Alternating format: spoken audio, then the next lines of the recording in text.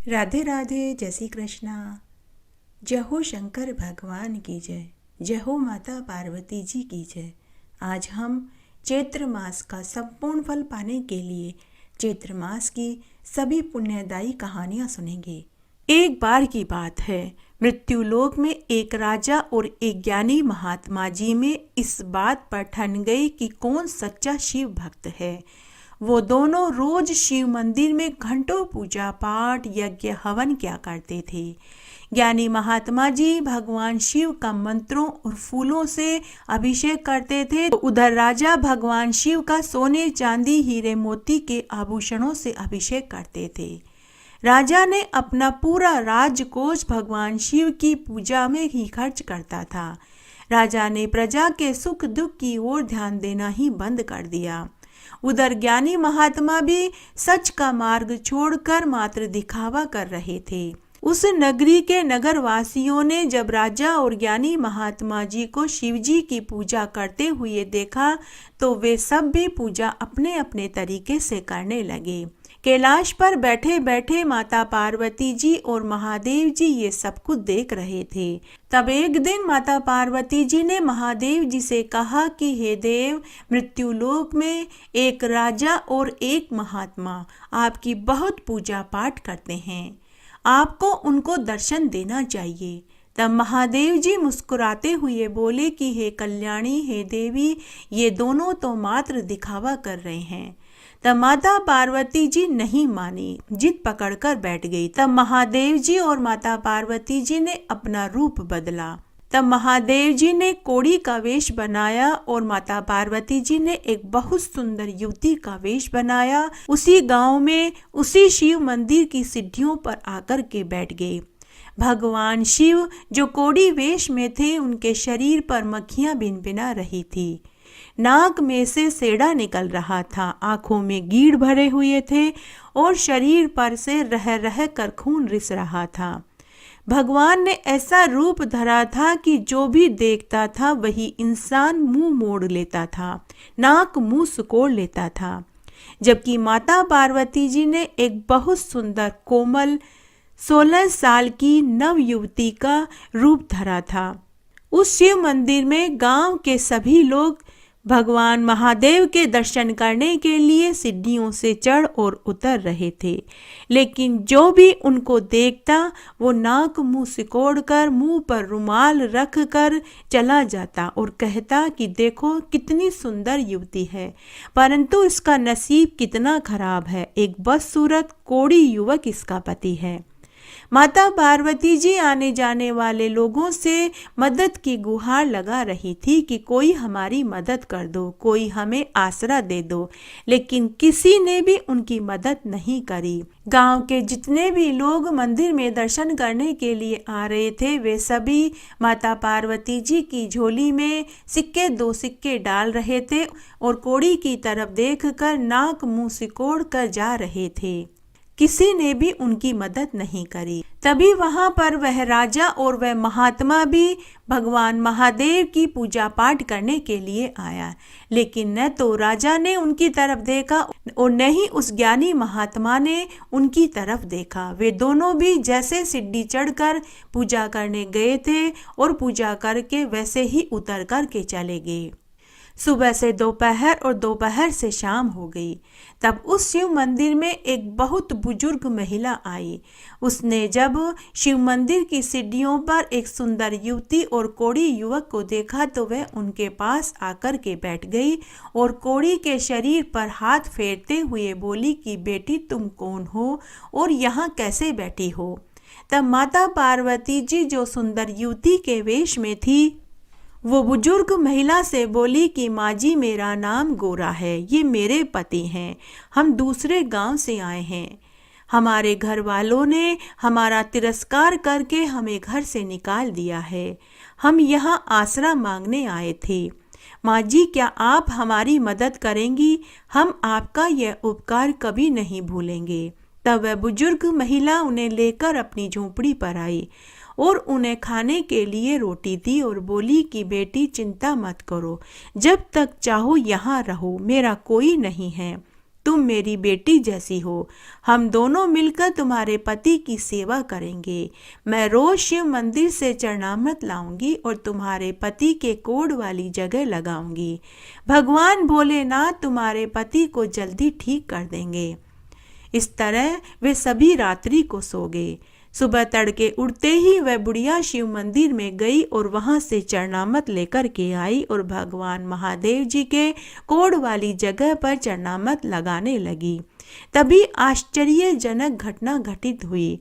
भगवान शिवलिंग में बदल गए और वह सुंदर युवती साक्षात माता पार्वती जी के रूप में प्रकट हो गई। बुढ़िया उनके चरणों में गिर पड़ी। तब भगवान शिव और माता पार्वती जी ने बुढ़िया को पूरी बात बताई कि हम इस गांव में यह रूप धर कर शिव भक्तों की परीक्षा लेने के लिए आए थे, लेकिन बुढ़िया माई, तुमसे बड़ा भक्त हमें कोई नहीं मिला। हम दोनों तुमसे बहुत प्रसन्न हैं, तुम कोई वर मांगो। तब वह बुढ़िया बोली कि हे महादेव जी, माता पार्वती जी, मुझे आपके दर्शन हो गए, मेरा तो जीवन सफल हो गया। अब मुझे कुछ नहीं चाहिए, आप मुझे अपने साथ शिवलोक में ले चलिए। तभी वहां पर एक देव विमान आया। उसमें महादेव जी, गोरा और वह बुढ़िया माई सुंदर देह धारण करके अलौकिक कीमती आभूषण पहनकर शिवलोक जाने लगी। तब उसी शिव मंदिर के भक्तों ने उन्हें देव विमान में बैठकर जाते हुए देखा। वह राजा और वह महात्मा भी वह दृश्य देख रहा था। वे सभी पछता रहे थे कि उन्हें यह सुख क्यों नहीं मिला। उस नगरी के राजा को बहुत दुख हुआ कि उसने पूरी उम्र शिव पूजा करी, लेकिन उसके सामने भगवान शिव कोढ़ी वेश में थे और वह पहचान नहीं पाया। तब राजा को बहुत पछतावा हुआ। उसने अपना घर परिवार राज्य त्याग दिया और जंगल में जाकर तपस्या करने लगा। उसी तरह उस महात्मा को भी अपने ऊपर पछतावा होने लगा, लेकिन अब पछतावा होते क्या जब चिड़िया चुग गई खेत। वह महात्मा ने भी अन्न जल त्याग कर जंगल में जाकर कठोर तपस्या करने लगा। हे महादेव पार्वती जी, जैसे आपने उस बुढ़िया माई को दर्शन दिया वैसे सबको देना। कहानी कहने वाले को, सुनने वाले को और हुक्कारा भरने वाले को। घटती हो तो पूरी हो तो परवान चढ़े, भूले बिसरे नाम तेरे भंडार में भरे। कहानी सुनने से पहले हम बजरंगबली का आह्वान कर लेते हैं। उसके लिए हमें बोलना है, कथा प्रारंभ होत है, आओ वीर हनुमान, आसन ले ओ प्रेम से, धरू तुम्हारो ध्यान। राधे मेरे स्वामी, मैं राधे की दास, जन्म जन्म मोह दीजियो श्री वृंदावन वास। बरसाने की राधिका, नंद गाँव के श्याम, इनके श्री चरणों में मेरा कोटि कोटि प्रणाम। तो कहानी इस प्रकार है। एक गांव में एक माँ और उसका बेटा रहते थे। बेटा भेड़ बकरियां चराता था। वह जंगल से लकड़ियां काट कर लाता, लकड़ियों को शहर में बेचकर उन पैसों से जो आटा, दाल और चावल ले आता था, और जिनकी भेड़ बकरियां वो चराता था, वो बदले में कुछ पैसा और अन्न दे देते थे, जिससे उनका गुजर बसर चल जाता था। जब वह भेड़े चराता था तब वह रोज तालाब में स्नान करके रोज वहां 1 घंटा बजरंगबली का ध्यान लगाकर बैठ जाता था और हर मंगलवार को व्रत करता था। एक समय खाना खाता था। वह बजरंगबली का बहुत बड़ा भक्त था। काम के साथ साथ वह बजरंगबली का भी ध्यान लगाता था। जब वह 1 घंटा बजरंगबली का ध्यान लगाता था तो उसकी भेड़ बकरियों को खुद बजरंगबली ध्यान रखते थे। उस गांव में सबको मालूम था कि वह बालाजी का बहुत बड़ा भक्त है। उस लड़के का नाम भोला था। एक दिन भोला ध्यान में जब बैठा था तो कुछ लोग उसकी भेड़ बकरियों को चुराने के नियत से धाक लगाए बैठे थे। जैसे ही भोला बालाजी के ध्यान लगाकर आंखें बंद करके बैठा, वैसे ही 3-4 चोर उसकी सारी भेड़ बकरियां घेर कर ले गए। जब भोला ध्यान से उठा तो उसने देखा कि उसकी भेड़ बकरियां कहीं नहीं है। उसने सब तरफ देखा लेकिन उसे कहीं नहीं मिली। लेकिन भोला को अपने बालाजी पर पूरा विश्वास था। शाम को जब भोला घर पहुंचा तो उसने सारी भेड़ बकरी चोरी होने की बात अपनी माँ को बताई। माँ ने कहा, बेटा अब हम क्या करेंगे? भेड़ बकरियों के मालिक को हम क्या जवाब देंगे? भोला बोला, माँ घबराओ मत, सब बालाजी ठीक कर देंगे। दोनों माँ बेटा खाना खाकर सो गए।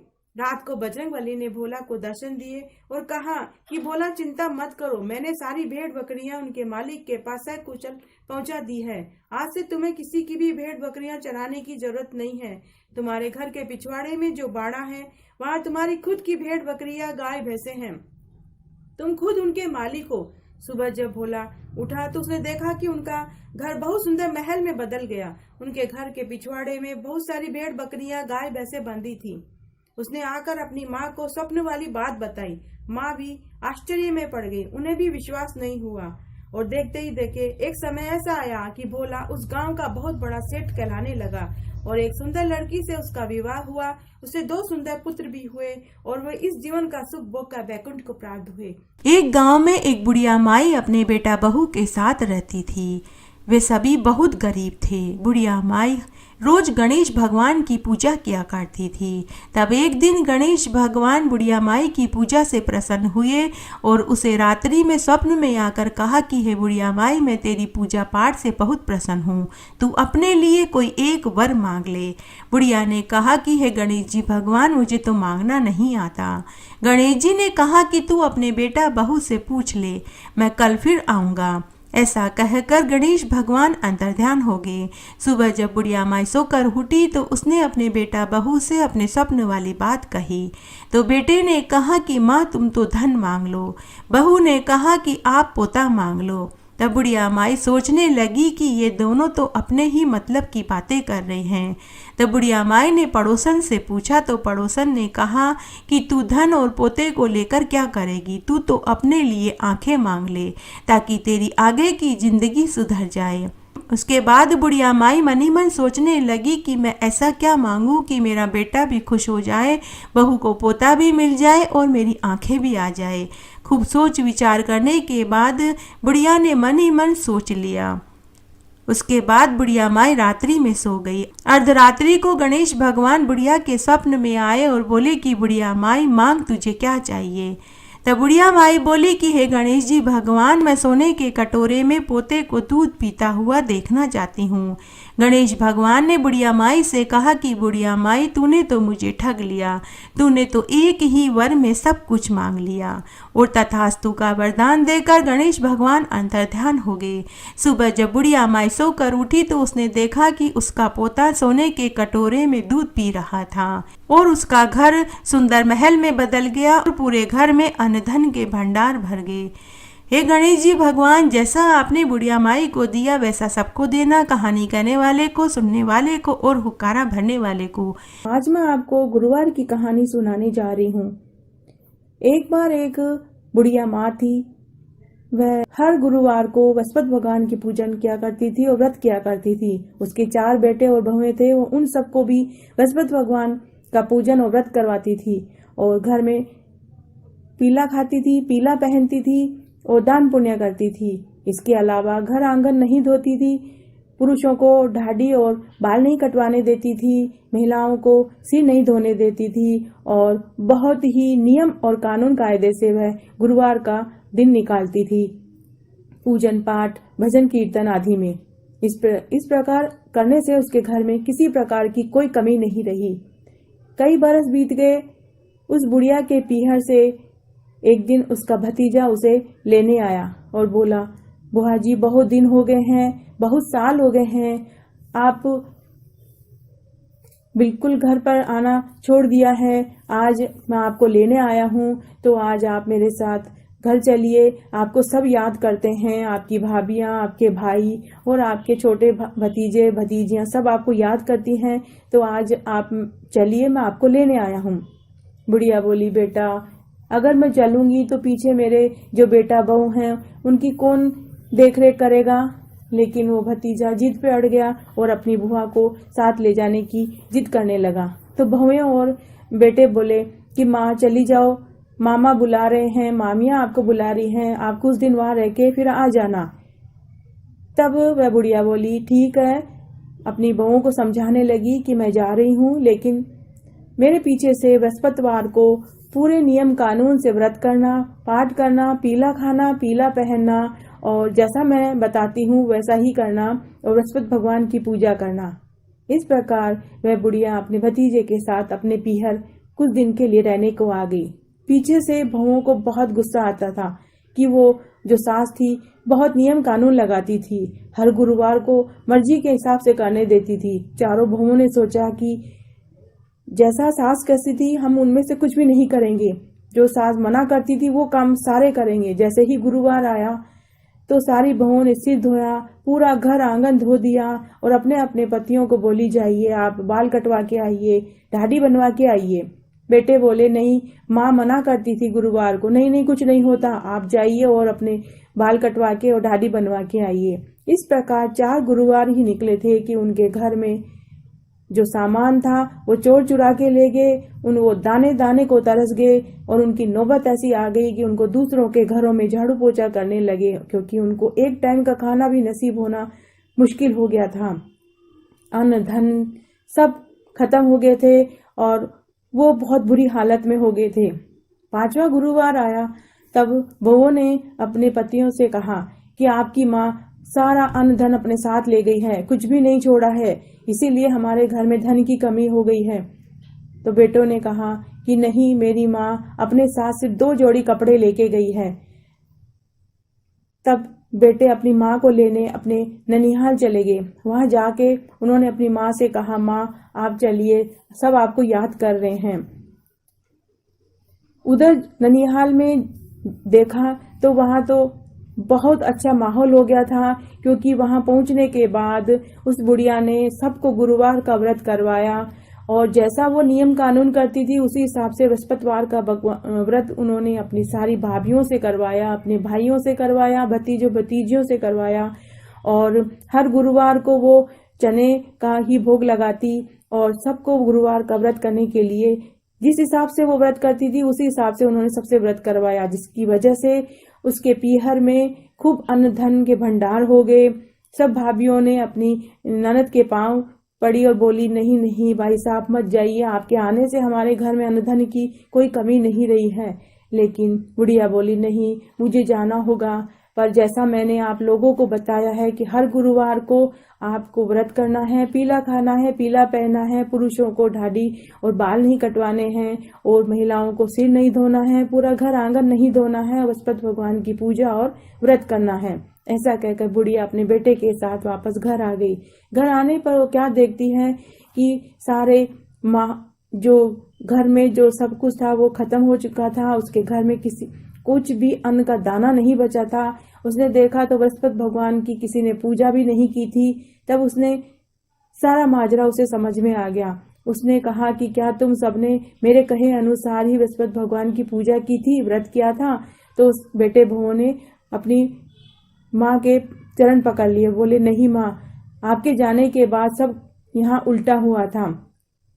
उस दिन गुरुवार का दिन था और उस बुढ़िया ने सबको गुरुवार का व्रत करने के लिए कहा, बृहस्पति भगवान का पूजन किया, पीला खाया, पीला पहना और दान किया। इस प्रकार 4-5 गुरुवार निकलते ही उनके घर में सब कुछ वैसे का वैसा हो गया जैसा पहले था। और उस दिन से उन बहुओं को भी समझ में आने लगी थी कि गुरुवार का क्या महत्व है। अर्थात उन्हें गुरुवार का महत्व तभी समझ में आया जब उनके बुरे दिन आए। तो हे भगवान, हे गुरुवार के भगवान, हे बृहस्पति भगवान, जैसा आप उनके ऊपर पहले टूटे वैसे सबके ऊपर टूटना, और जैसे उनका जो बुरा दिन आया ऐसा किसी के साथ ना हो। कहने वाले को, सुनने वाले को और उकारा भरने वाले को, सबको गुरुवार के भगवान की कृपा बनी रहे। आज मैं आपको शुक्रदेव भगवान के व्रत की कहानी सुनाने जा रही हूँ। एक बार एक नगर में एक गुजरी थी। उसके एक बेटा बहू थे। गुजरी शुक्र देवता की पूजा और व्रत किया करती थी। वह रोज सुबह जल्दी ब्रह्म मुहूर्त में उठती, स्नान आदि से निवृत्त होकर शुक्र भगवान को स्नान कराती, पूजा तिलक धूप दीप करती और भोग बनाकर शुक्र देव भगवान को भोग लगाती। उसके बाद ही घर गृहस्थी का कामकाज करती। उसके 2 भैंसे व 3 गाय थी। वो रोज सुबह दूध निकालती, फिर दूध बेचने जाती, बचे हुए दूध को जमाती और घी निकालती। वह रोज लोगों को अच्छा बिना मिलावट का दूध व घी बेचती थी। गांव वाले शांता गुजरी पर आंख मीच कर विश्वास करते थे। उसका दूध व घी हाथों हाथ बिक जाता था। एक बार की बात है, गांव में कुछ भक्त लोग 4 धाम की यात्रा पर जा रहे थे। तब शांता गुजरी भी 4 धाम की यात्रा का मन बना लेती है। तब शांता गुजरी ने अपनी बहू को घर का सारा काम समझाया। तुम रोज सुबह जल्दी उठा करो, नहा धोकर मेरे शुक्रदेव भगवान को स्नान कराया करो, फिर भोग बनाकर भोग लगाया करो और उसके बाद गाय भैंसों का दूध, चारा पानी व दूध और घी बेचना इत्यादि उसने अपना सारा काम उसे बहू को समझाया। बहू ने कहा, माताजी आप बेफिक्र होकर जाइए, मैं सब काम अच्छे से कर लूंगी। तब सास 4 धाम की यात्रा पर चली जाती है। इधर बहू जल्दी नहीं उठती थी। शुक्रदेव भगवान को स्नान व भोग भी 12 बजे के बाद लगाती थी। गाय भैंसों का दूध, चारा पानी का काम भी समय पर नहीं करती और साथ ही दूध में पानी मिलाकर व घी में तेल मिलाकर बेचने लगी। तब एक दिन जब वो मिलावट कर रही थी तो शुक्रदेव तस्वीर में से देखकर हंस रहे थे। तभी बहू की नजर शुक्रदेव भगवान की तस्वीर पर पड़ जाती है। बहू ने कहा, भगवान आपको क्यों हंसी आ रही है?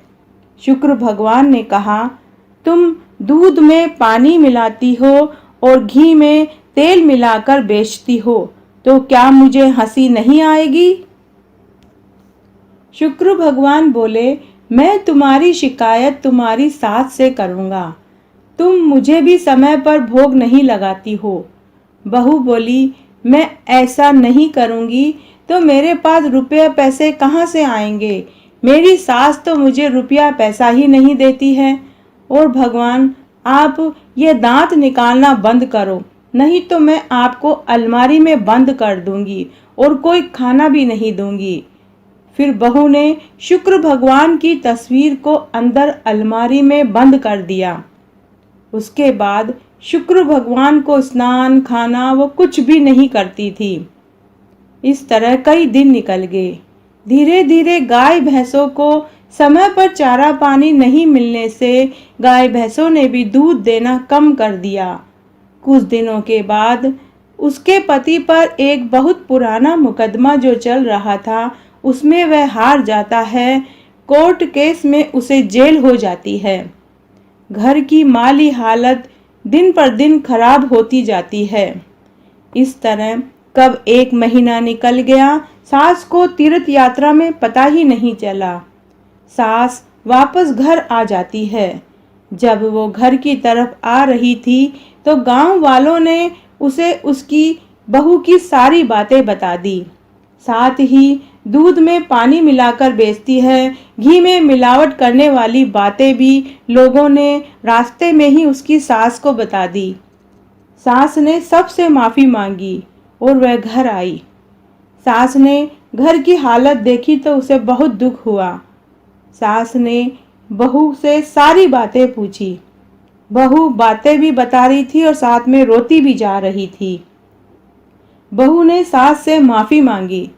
तब सास ने सबसे पहले अलमारी में से शुक्रदेव भगवान को निकाला, स्नान आदि करा के धूप दीप किया और भोग लगाया। और सासू ने बहू की गलती के लिए शुक्रदेव भगवान से माफ़ी मांगी। तभी दरवाजे पर उसका बेटा भी जेल से छूटकर आ गया। बेटे ने कहा, माँ तुम यात्रा से कब आई? तुम्हारे चले जाने के बाद घर में कुछ भी अच्छा नहीं हो रहा था। तुमने ऐसा क्या जादू किया कि इधर तो तुम आई और उधर मुझे जेल से छोड़ दिया? तब सास ने बेटे से कहा, बेटा तुम इसे जादू कहो या चमत्कार, यह सब शुक्रदेव भगवान ने किया है। तुम्हारी पत्नी ने शुक्रदेव भगवान की पूजा करनी बंद कर दी थी, उसी के कारण तुम्हें सजा मिली। लेकिन अब तुम्हारी पत्नी को भी समझ में आ गया है कि शुक्रदेव का पूजन करने से घर में सुख समृद्धि बढ़ती है। उस दिन के बाद सास व बेटा बहू भी शुक्रदेव भगवान का पूजन और व्रत करने लगे। शुक्रदेव भगवान के आशीर्वाद से घर में सुख समृद्धि बढ़ने लगी। देखते ही देखते घर में अन्न धन के भंडार भर गए। बहू को 2 सुंदर पुत्र भी पैदा हुए। हे शुक्रदेव भगवान, जैसे आप उनके परिवार के ऊपर बाद में प्रसन्न हुए, वैसे सबके ऊपर होना, कहने वाले को, सुनने वाले को और हुकारा भरने वाले को। घटती हो तो पूरी हो तो परवान चढ़े, भूले बिसरे नाम तेरे भंडार में भरे। शनिवार की कहानी सुनाने जा रही हूँ। एक गांव में एक ब्राह्मण दंपति रहते थे। एक बार की बात है, उस ब्राह्मण को अर्धरात्रि में सपने में नीली घोड़ी पर नीले कपड़े पहने हुए एक व्यक्ति दिखाई दिया। वह व्यक्ति सपने में ही ब्राह्मण से बोला कि हे ब्राह्मण देव, मैं तेरे लगूंगा। यह सपना अब ब्राह्मण को रोज अर्धरात्रि को दिखाई देने लगा। वह ब्राह्मण बहुत परेशान हो गया। चिंता के मारे वह दुबला पतला हो गया। एक दिन उसकी पत्नी ने अपने पति से कहा कि हे देव, हे स्वामी, मैं आपको अच्छे से अच्छा बना करके खिलाती हूँ और पिलाती हूँ, फिर भी आप दिन पर दिन सूखते जा रहे हैं। आपके दुख का क्या कारण है? ब्राह्मण ने कहा, हे स्वामिनी, हे कल्याणी, मुझे रोज अर्धरात्रि में एक स्वप्न दिखाई देता है। उस स्वप्न में नीले घोड़े पर नीले कपड़े पहने हुए एक व्यक्ति दिखाई देता है। वह मुझसे कहता है कि मैं तेरे लगूंगा। ब्राह्मणी बड़ी समझदार थी। उसने कहा कि वह तो शनि महाराज हैं।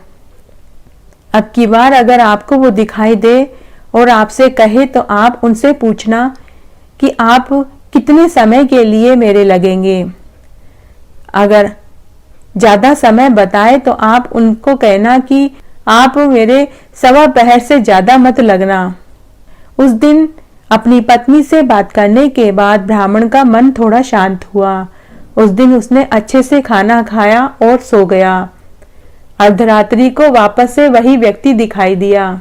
उसने कहा कि हे ब्राह्मण, मैं तेरे लगूंगा। ब्राह्मण ने स्वप्न में ही कहा कि हे शनिदेव, आप कितने समय के लिए मेरे लगेंगे? शनि महाराज ने कहा कि मैं तेरे 7.5 वर्ष का लगूंगा। ब्राह्मण ने कहा कि हे शनि महाराज, क्षमा कर दीजिए, मैं बहुत गरीब हूँ, इतना भारी समय मैं झेल नहीं पाऊंगा। तब शनि महाराज ने कहा ठीक है, मैं 5.5 वर्ष लगूंगा। फिर से ब्राह्मण ने कहा कि हे शनि देव, ये समय भी मेरे लिए बहुत ज्यादा है। तब शनि देव ने कहा कि अब तो मैं 2.5 साल का तो अवश्य ही लगूंगा। ब्राह्मण ने फिर से हाथ जोड़कर मना किया कि हे शनि देव, अगर आप लगना चाहते हैं तो आप 1.25 पहर का ही लगिए। ब्राह्मण ने फिर से मना किया कि हे शनि देव, मैं बड़ा ही गरीब हूँ, मुझे इतने समय के लिए मत लगिए।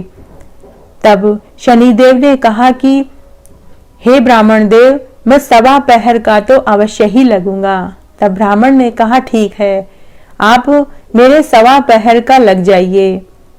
सुबह जब ब्राह्मण सोकर उठा तो उसने ब्राह्मणी से कहा कि मेरे 1.25 पहर की शनि की दशा लग गई है, इसलिए मैं अपना 1.25 पहर का समय जंगल में जाकर बिताऊंगा।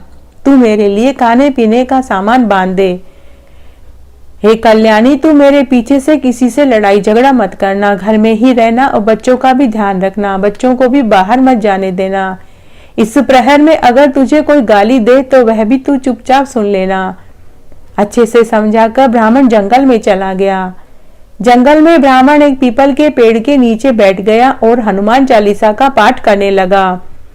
1 पहर का समय जब बीत गया तो ब्राह्मण ने सोचा कि बाकी का समय तो मैं रास्ते में ही बिता दूंगा, और वह ऐसा सोचकर घर की ओर चल दिया। रास्ते में उसे एक बगीचा दिखाई दिया। उस बगीचे में बड़े बड़े तरबूज उग रहे थे। तब उस ब्राह्मण ने माली से एक तरबूज मांग लिया। ब्राह्मण को तरबूज दे दिया। तभी शनि महाराज एक बूढ़े ब्राह्मण का वेश धारण करके उसी ब्राह्मण के पास आए और पूछे कि अरे ब्राह्मण, तेरे पास क्या है? ब्राह्मण ने कहा मेरे पास तो तरबूज है। ब्राह्मण वेशधारी शनि महाराज ने कहा कि दिखाओ। जैसे ही ब्राह्मण ने अपनी चादर खोलकर तरबूज दिखाना चाहा तो उसमें उस नगर के राजा के बेटे की खून से भरी हुई मुंडी दिखाई दी। शनि महाराज उस ब्राह्मण को पकड़कर राजा के पास ले गए और कहा कि राजा जी, आपके कुंवर की हत्या इस ब्राह्मण ने करी है। इसके पास बगल में जो चादर है उसमें आपके कुंवर का सिर है। वह ब्राह्मण राजा के पास खूब गिड़गिड़ाने लगा, परंतु राजा ने उस ब्राह्मण की एक न सुनी। उसने अपने नौकरों से कहा कि इसे सूली पर चढ़ा दो। राजा के महल में हाहाकार मच गई। ब्राह्मण को सूली पर चढ़ाने के लिए जब लेकर गए तो उसकी आखिरी इच्छा पूछी गई। ब्राह्मण मन ही मन सोचने लगा कि किसी प्रकार कुछ समय और व्यतीत हो जाए तो फांसी भी रुक जाएगी और शनि की दशा का सवा पहर भी पूरा हो जाएगा। तब वह कुछ सोच कर बोला कि अरे भाई, मैं हनुमान जी का परम भक्त हूं। मैं मरने से पहले हनुमान चालीसा और हनुमान जी की मंगलवार की कहानी सुनना चाहता हूं। तब फांसी देने वाले ने कुछ समय के लिए फांसी टाल दी और उसकी आखिरी इच्छा पूरी की गई। हनुमान चालीसा उसे सुनाई गई और बजरंगबली की एक प्राचीन कहानी सुनाई गई। कहानी कहते कहते सवा पहर पूरा हो गया। शनि की दशा भी टल गई। तभी राजा का राजकुंवर शिकार खेलकर वापस महल में लौट आया। राजकुंवर को जीवित देखकर राजा की खुशी का ठिकाना न रहा, परंतु राजा डर से कांप उठा कि मेरे हाथों एक निर्दोष ब्राह्मण को फांसी की सजा सुनाई गई है। राजा को डर सताने लगा कि मेरी वजह से एक निर्दोष ब्राह्मण को फांसी न हो जाए, कहीं मेरे ऊपर ब्राह्मण हत्या का दोष न लग जाए। तभी कुछ घुड़सवारों को फांसी रुकवाने के लिए दौड़ाया गया और ब्राह्मण को आदर सहित महल में लाया गया। जैसे ही ब्राह्मण राज दरबार में उपस्थित हुआ तो राजा ने ब्राह्मण से माफी मांगी और कहा कि आपने अपनी सफाई क्यों नहीं दी। ब्राह्मण ने कहा कि हे राजन, मैं अपनी सफाई देना चाहता था, लेकिन आपने मेरी एक नहीं सुनी। इसमें आपका कोई दोष नहीं है, क्योंकि उस समय मेरी शनि की दशा चल रही थी। तब राजा ने कहा कि हे ब्राह्मण देव, आप अपनी चादर खोलकर दिखाइए। ब्राह्मण ने अपनी चादर खोलकर दिखाई तो उसमें तरबूज निकला। तब राजा ने उस ब्राह्मण को बहुत सा धन देकर विदा कर दिया। तब राजा ने ब्राह्मण से पूछा कि यह शनि की दशा किस प्रकार टाली जा सकती है। ब्राह्मण ने कहा कि राजा या सेठ के अगर शनि की दशा लगे तो उन्हें काला हाथी या काला घोड़ा दान करना चाहिए। अगर गरीब के लगे तो उसे पीपल के पेड़ की पूजा करनी चाहिए। पूजा करते समय बोलना चाहिए, शनिदेव को आसरो भर्या रवे पीहर सासरो। साचा शनिश्चर कहिए जाके पांव सदा ही पड़िए। साचा शनिश्चर कहिए जाके पांव सदा ही पड़िए। पूजा करते समय ऐसे बोलना चाहिए। शनि महाराज की कहानी सुननी चाहिए। तिल का तेल और काला उड़द दान में करना चाहिए। काले कुत्ते को तेल से रोटी चौपड़ कर खिलानी चाहिए, तो ऐसा करने से शनिश्चर की दशा उतर जाती है। राजा ने उस ब्राह्मण को उसका तरबूज वापस कर दिया और साथ ही उसे खूब सारा धन भी दिया। घर आने के बाद ब्राह्मण ने अपनी पत्नी को पूरी सच्चाई बताई। थोड़ी देर बाद ब्राह्मण के बच्चे आए और उन्होंने कहा, पिताजी, आप हमारे लिए खाने को क्या लाए हैं। ब्राह्मण ने कहा कि बच्चों, मैं तुम्हारे लिए तरबूज लाया हूँ। जैसे ही तरबूज को खाने के लिए काटा गया तो उसमें हीरे मोती भरे हुए थे। हे शनि महाराज, जैसे आप ब्राह्मण के शनि की दशा लगी वैसे किसी की न लगे, और जैसे उतरती दशा ब्राह्मण को लगी वैसे सबकी लगे। शनिदेव ने ध्याऊं मन इच्छा फल पाऊं। शनिदेव ने ध्याऊं मन इच्छा फल पाऊं। पीपल के पेड़ की पूजा करते समय बोलना चाहिए, साचो शनिश्चर कहिए जाके पांव सदा ही पड़िए। साचा शनिश्चर कहिए जाके पांव सदा ही पड़िए। या फिर बोले, शनिदेव न ध्याऊं मन इच्छा फल पाऊं। या फिर बोले, शनिदेव को आसरो भर्या रवे पीहर सासरो। हे शनिदेव जय शनिदेव, हे शनिदेव जय शनिदेव। एक नगर में एक राजा रानी थे। रानी को 2 जुड़वा बेटियां हुई। पूरे राज्य में खुशियां मनाई गई। लेकिन जब राजा को पता चला कि एक राजकुमारी सांवली पैदा हुई है तो राजा बहुत परेशान और दुखी और उदास हो गए, क्योंकि राजा को सांवले लोग पसंद नहीं थे। बच्चियों का नामकरण हुआ। सांवली राजकुमारी का नाम श्यामली व गोरी राजकुमारी का नाम ऐश्वर्या रखा गया। दोनों की परवरिश एक समान होने लगी। राजा ने कह रखा था कि श्यामली कभी भी उनके सामने न आए। राजा ने कभी श्यामली को गोद भी नहीं उठाया, न कभी खिलाया और न ही कभी उसका मुंह देखा। रानी ने बहुत समझाया कि बच्चों में भेदभाव नहीं करना चाहिए। बच्चे तो भगवान की देन होते हैं, बच्चे तो भगवान का रूप होते हैं। यह तो बाग की चिड़िया है, न जाने कब परदेश उड़ जाए। लेकिन राजा ने सख्त आदेश दिया कि मेरे सामने कभी भी श्यामली न आए। तब रानी ने ही अपनी बेटी श्यामली को समझाया कि बेटी, तुम बहुत समझदार और नेक हो। तुम अपने पिता के सामने जब भी जाओ घूंघट निकाल कर ही जाना और कभी उनसे बोलना मत। एक दिन तुम्हारे पिता का भी हृदय परिवर्तन होगा। इस प्रकार दिन गुजरने लगे। जब वे दोनों राजकुमारियां 15-16 वर्ष की हुई तो श्यामली ने सभी विद्याएं सीखी। उसे सीखने का बहुत शौक था। पाक कला, सिलाई, बुनाई, कढ़ाई, बागवानी, घुड़सवारी, तैराकी, अस्त्र और शस्त्र चलाना, सभी हुनर उसने सीखे। और साथ ही श्यामली बहुत ही दयालु, मिलनसार और नेक दिल की थी। हमेशा सबकी मदद किया करती थी। दूसरी तरफ ऐश्वर्या अपने पापा की लाडली थी। उसने कोई कला नहीं सीखी क्योंकि उसे सीखने का शौक ही नहीं था। साथ ही वह बड़े ही कठोर स्वभाव की और झगड़ालू और आलसी थी। जब वे दोनों विवाह लायक हुई और उन्हें देखने के लिए राजकुमार आते तो बाहरी सुंदरता को देखकर वे सभी ऐश्वर्या को पसंद करते। कोई भी श्यामली को पसंद नहीं करता। एक दिन रानी को अपनी बेटी श्यामली के विवाह की चिंता सताने लगी। तब रानी ने राज ज्योतिष्य को बुलाकर श्यामली की जन्म पत्रिका दिखाई और पूछा कि इसका विवाह कब होगा।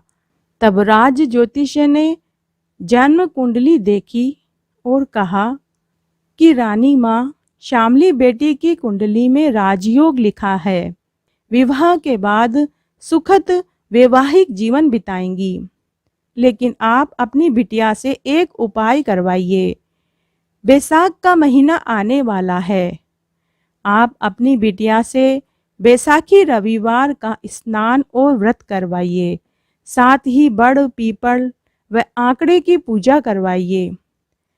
बड़ पीपल को सींचने के लिए कहिए, आंकड़े के पेड़ को सींचने के लिए कहिए।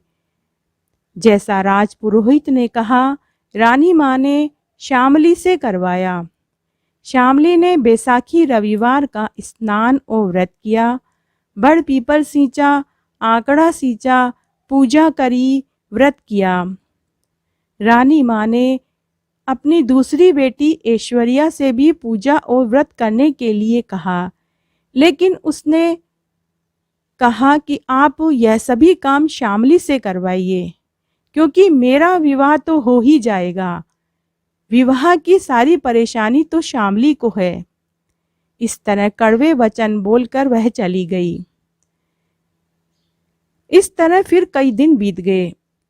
फिर एक दिन एक दूर प्रदेश का राजा का लड़का उनकी लड़कियों को देखने आया।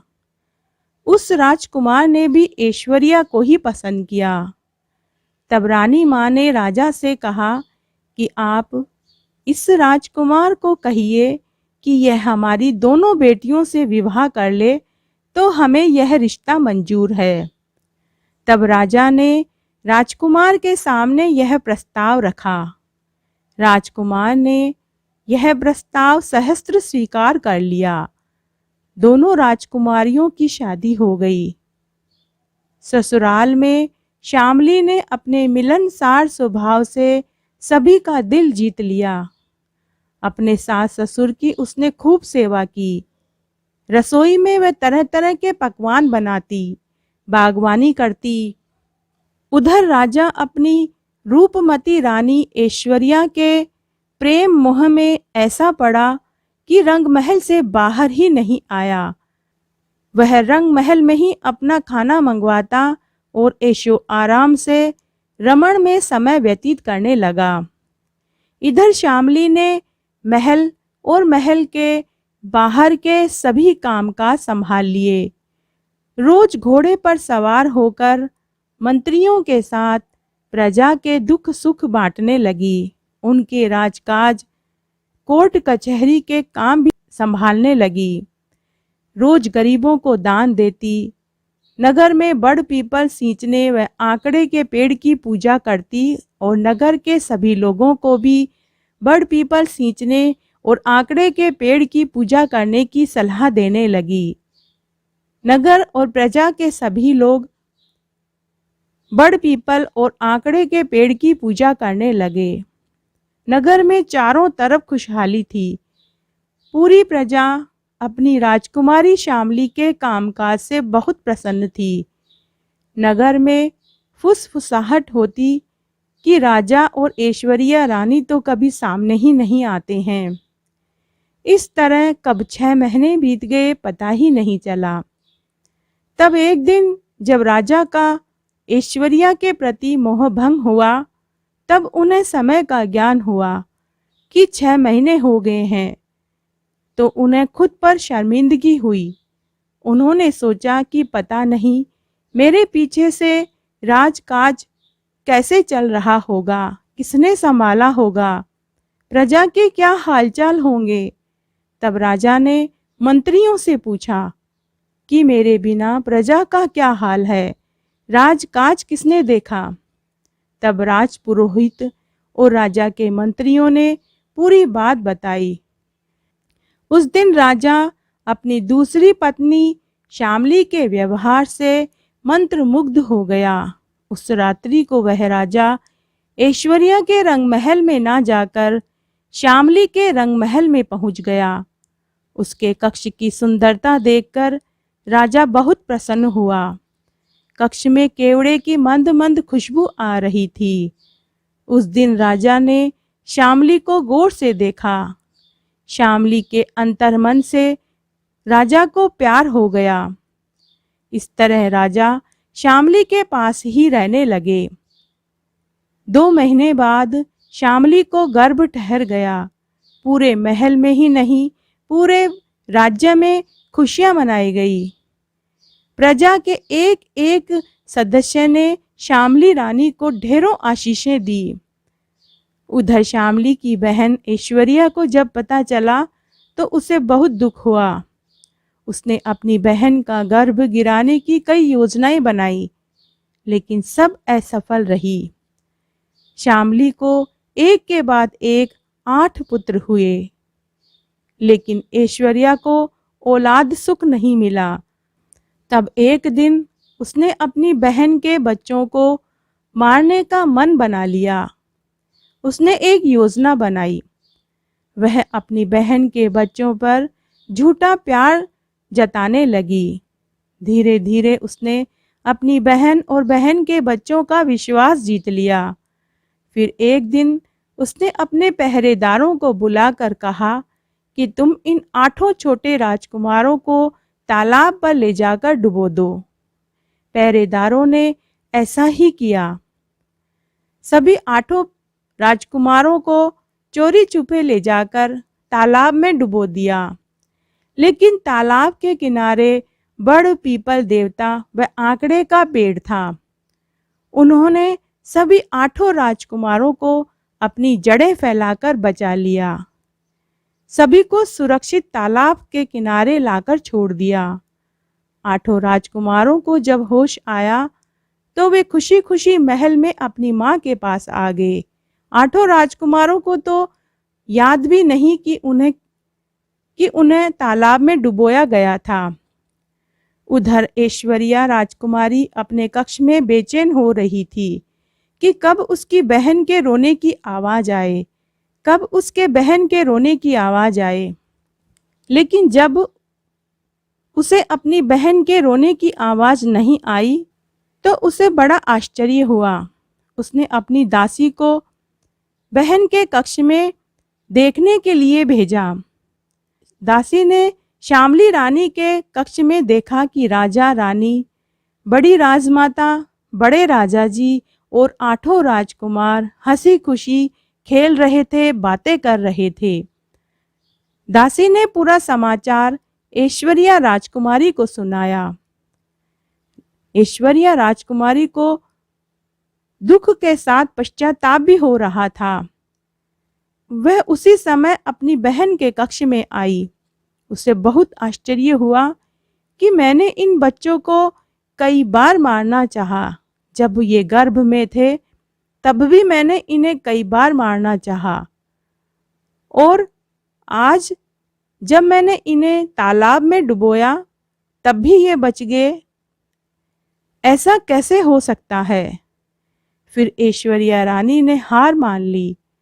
उसने अपनी गलती की माफी मांगी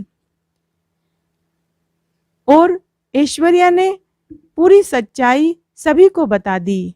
तब राजमाता और बड़े राजा ने उसे महल से निकल जाने का आदेश दिया, लेकिन श्यामली रानी ने अपनी बहन की गलती की सबसे माफी मांगी। बैसाखी रविवार का व्रत करने से और बड़ पीपल व आंकड़े का पेड़ सींचने का फल श्यामली रानी को मिला। बैसाखी रविवार का व्रत करने से सूर्य भगवान ने श्यामली की रक्षा की। जय हो बैसाखी रविवार की, जय हो सूर्य भगवान की। इसलिए बैसाखी रविवार का व्रत अगर किया जाए तो हमारे दुश्मनों से हमारी सूर्य भगवान रक्षा करते हैं, जैसे कि सूर्य भगवान ने श्यामली रानी की। घड़ती हो तो पूरी हो, पूरी हो तो परवान चढ़े, भूले बिसरे नाम तेरे भंडार में भरे। जय हो सूर्य भगवान की, जय हो बैसाखी भगवान की। ऐश्वर्या रानी को अपने दुख झेलने पड़े और मरने पर उसे कुत्ते की योनि मिली। तो हे सूर्य भगवान, हे बैसाखी भगवान, जैसे आपने श्यामली की रक्षा की वैसे सबकी करना, कहने वाले की, सुनने वाले की और हुकारा भरने वाले की। घटती हो तो पूरी हो, पूरी हो तो परवान चढ़े, भूले बिसरे नाम तेरे भंडार में भरे।